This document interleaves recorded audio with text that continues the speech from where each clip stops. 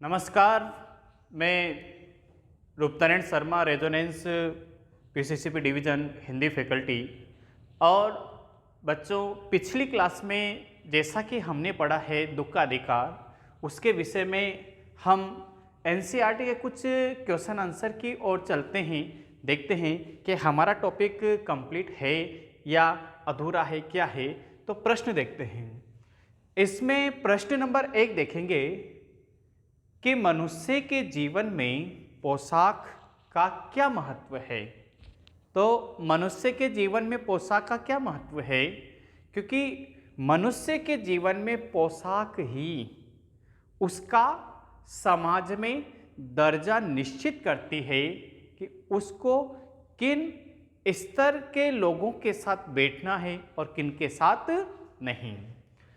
प्रश्न नंबर 2 यहाँ पर दिया हुआ है कि पोशाक हमारे लिए कब बंधन और अड़चन बन जाती है।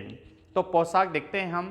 पोशाक हमारे लिए जब बंधन बन जाती है, तब बंधन बन जाती है जब हम अपने निचले स्तर के दुख दर्द को देखकर उसके साथ हमदर्दी नहीं जता पाते। जैसे लेखक जो है उनकी पोशाक इस लेवल की थी कि वह अमीरों के साथ तो बैठ उठ सकते थे, लेकिन बुढ़िया के पास बैठने में उनकी जो पोशाक है वो बंधन बनी हुई थी। और अड़चन वो चाह रहे थे कि मैं बुढ़िया की उसके पास बैठूं, उसकी पूरी बात को सुनूं कि ऐसी कौन सी विपदा आन पड़ी है कि वह घुटनों में आंखें को छिपाकर फपक फपक कर रो रही है। ऐसी कौन सी दुविधा है। तो यहाँ पर पोशाक ही उनके लिए सबसे बड़ा अड़चन बनी हुई है। प्रश्न नंबर 3 देखेंगे हम।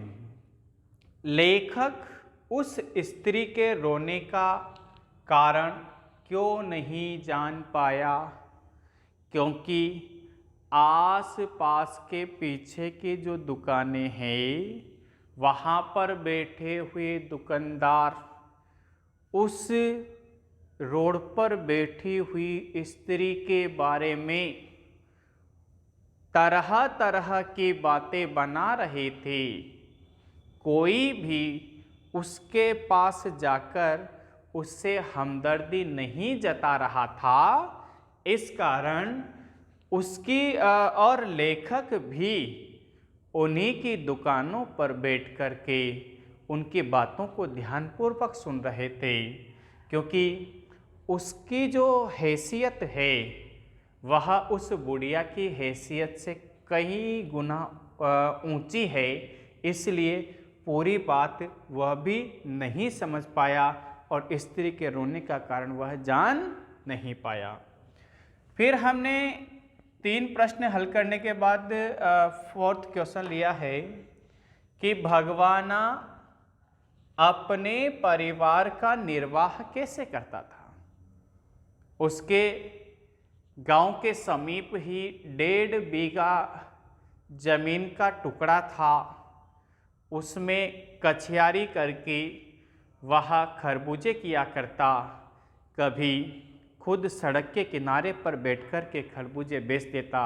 कभी उसकी माँ, जब वो खेतों में रहता तो उसकी माँ खरबूजे बेचने के लिए आती। इस तरह से वह अपने परिवार का निर्वाह पालन पोषण किया करता था। फिर क्वेश्चन नंबर 5 देखेंगे कि लड़के की मृत्यु के दूसरे ही दिन बुढ़िया खरबूजे बेचने क्यों चल पड़ी। बेटे, बहुत अच्छा प्रश्न है ये। भाई, बुढ़िया के ऐसा कौन सा कारण हुआ कि उसको खरबूजे बेचने पड़ी। बेटे, हाँ, हमने इसमें पढ़ा कि बुढ़िया जब भगवान इस संसार में नहीं रहा तब उसकी भगवान की जो पत्नी है वह बुखार से तवे की तरह तप रही थी। बच्चे सुबह उठते ही भूख से बिलबिलाने लगे। बुढ़िया ने बच्चों को तो खाने के लिए खरबूजे दे दिए, लेकिन उस बहू को क्या देती, उसके लिए तो दवा का होना अत्यंत आवश्यक था। इसलिए बुढ़िया मजबूर होकर के दूसरे ही दिन खरबूजे बेचने के लिए बाजार चली जाती है। ये भी हो गया। अब क्वेश्चन नंबर 6 देखो बेटे कि बुढ़िया के दुख को देखकर लेखक को अपने पड़ोस की संभ्रांत यानी शारीरिक एवं मानसिक रूप से हष्ट-पुष्ट महिला की याद क्यों आई? क्यों आई? क्योंकि इसलिए आई कि बुढ़िया के पास अपने बेटे की मृत्यु के लिए शोक मनाने तक का समय नहीं था। इसलिए वह दूसरे ही दिन रोना धोना छोड़ कर के और सड़क पर खरबूजे बेचने के लिए आ जाती है। जबकि संभ्रांत महिला के घर जब उसका इकलौता बेटा मरा तो 2.5 से 3 महीने तक वह पलंग से उठ न सकी। हरदम 2-2, 3-3 डॉक्टर हरदम उसके आसपास रहते। कभी वह जब उसे बेहोश हो जाती, कभी उसे होश आता तो आंखों से आंसू नहीं रुकते और आंखों से आंसू रुकते तो वह बेहोश हो जाती।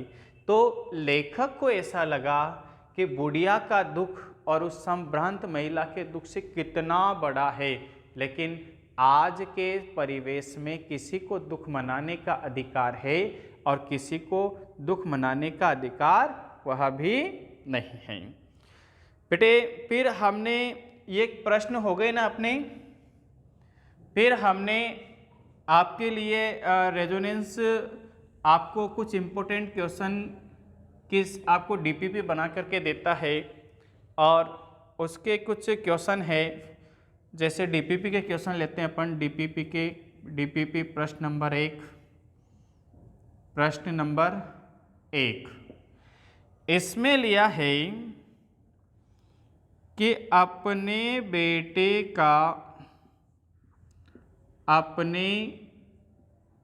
बेटे का इलाज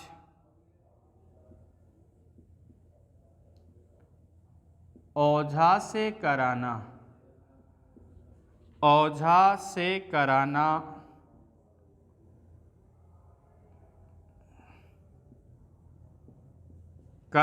बुढ़िया को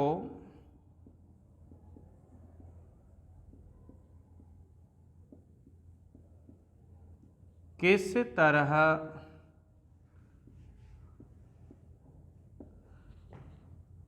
भारी पड़ा।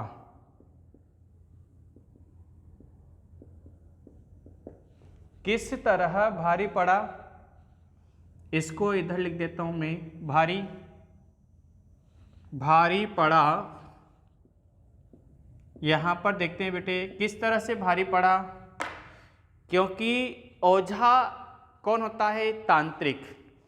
जिस ओझा को बुढ़िया ने बुलाया वह तांत्रिक घर में जो भी चुनी भूसी थी, नाग देवता की पूजा के माध्यम से वह उसको ले जाता है और सब कुछ लूट कर के ले जाता है, लेकिन भगवाना की जान नहीं बचती है। भगवाना एक बार चुप हुआ तो वापस बोल ही न सका। इससे ओझा की ठगी नीति का पता यहाँ पर चलता है। प्रश्न नंबर 2 है। प्रश्न नंबर 2 इसमें हमने दिया है आपको कि भगवाना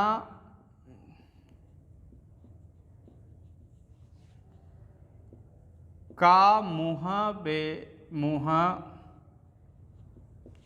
अंधेरे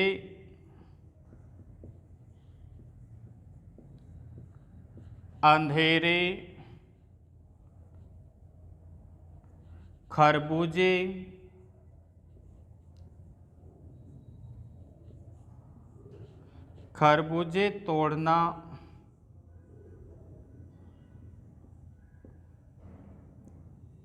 किस तरह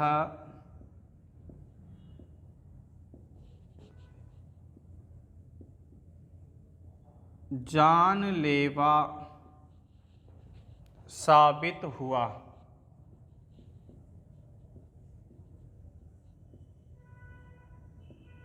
किस तरह जानलेवा साबित हुआ, तो हम इस प्रश्न का आंसर दे सकते हैं क्या, किस तरह से जानलेवा साबित हुआ, क्योंकि भगवाना मुँह अंधेरे, इसका मतलब है कि भोर के समय जब हल्का हल्का अंधकार रहता है, 4 बजे 4:30 बजे के लगभग, तब वह खरबूजे तोड़ने के लिए अपने खेत पर जाता है।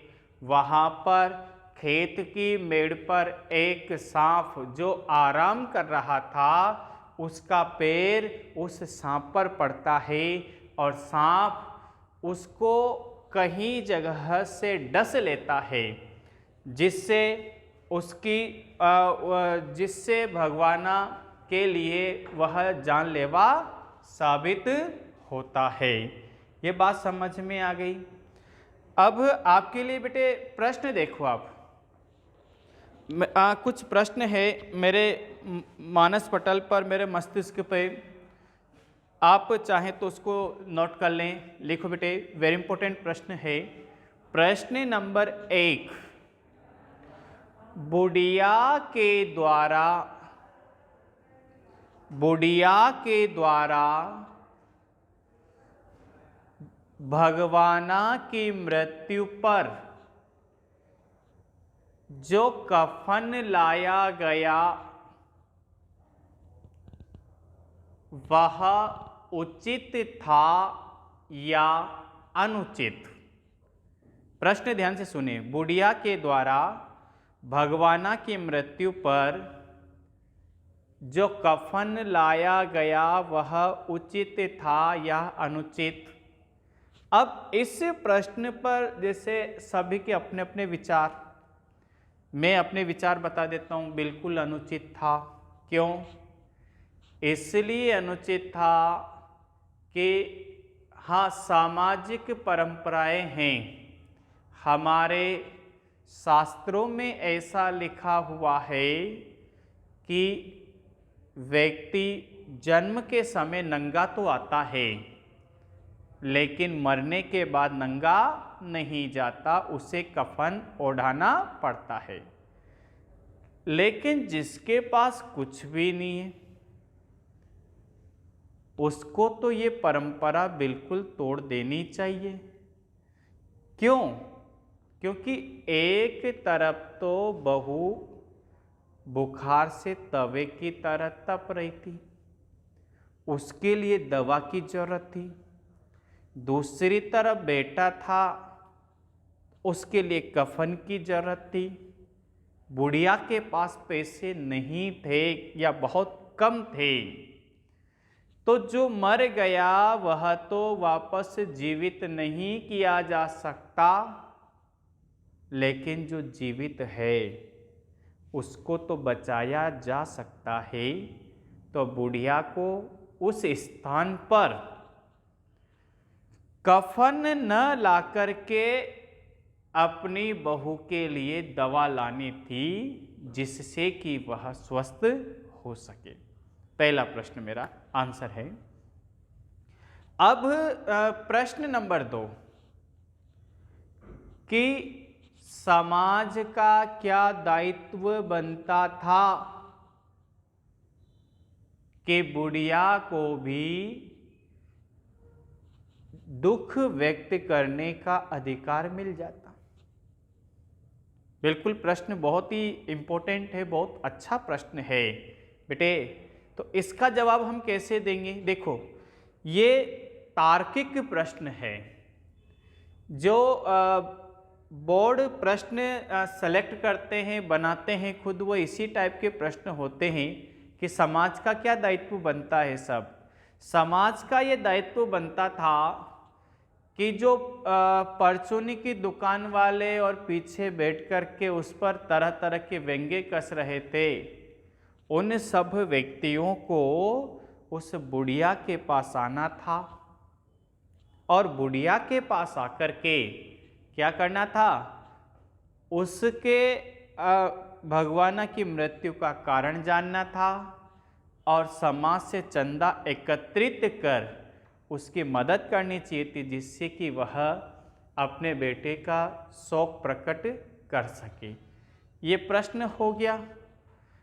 अब इसके बाद कौन सा प्रश्न है बेटे, इसके बाद भी हम ले सकते हैं कि जो बुढ़िया ने तांत्रिक के द्वारा चिकित्सा पद्धति करवाई गई वह सही थी या गलत।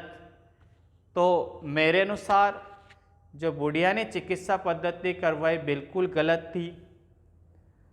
यदि वह तांत्रिक को न बुलाकर अपने किसी निजी अस्पताल में चली जाती तो हो सकता है कि भगवाना की जान बच सकती थी, क्योंकि हमारे जो डॉक्टर होते हैं वह अनुभवी होते हैं, वह इतने अनुभवी होते हैं कि उनको ये पता है कि कौन सी बीमारी का क्या इलाज होता है। जबकि तांत्रिक ये तो एक ढोंगी है और अपने ढोंगेपन पर इलाज करते हैं, उनको किसी की जान से और जीने से और मरने से कोई मतलब नहीं होता। तो यहाँ पर बिल्कुल स्पष्ट है कि तांत्रिक जो बुलाया गया वो बिल्कुल ही उसकी चिकित्सा पद्धति खराब थी, क्योंकि वह तो नाग देवता की पूजा के नाम लूटने का जो साधन है अपने भरण पोषण के लिए, वह इस तरह की हरकतें करते हैं। तो ये बात आपको समझ में आ गई? कोई दिक्कत है क्या इसमें? कोई दिक्कत नहीं है। देखो हमने 1 से 6, 7, 8 और 3 क्वेश्चन अभी डिस्कस किए, यानी 10-12 क्वेश्चन। इनके बाहर एक भी प्रश्न निकलता नहीं है दुख के अधिकार में से। ये सारे के सारे प्रश्न यहाँ पर हल होते हैं, क्योंकि हम देखते हैं बेटे कि जितने भी इम्पोर्टेंट प्रश्न हैं या डीपीपी के माध्यम से resonance daily practice problem seat आपको देता है और इसके माध्यम से हम उसमें क्वेश्चन होते हैं और उनको हम हल करने का प्रयास करते हैं, जिससे हमें पता चलता है कि हम कितनी गहराई में हैं। और काफ़ी अच्छे प्रश्न हैं, सेलेक्टेड प्रश्न हैं, ठीक है। तो आज के लिए इतना ही। सभी बच्चों को बहुत बहुत बहुत धन्यवाद और ऐसे पढ़ते रहिए, आनंद के साथ हंसते रहिए, खुश रहिए, बिल्कुल प्रसन्न रहें बेटे। धन्यवाद, थैंक यू।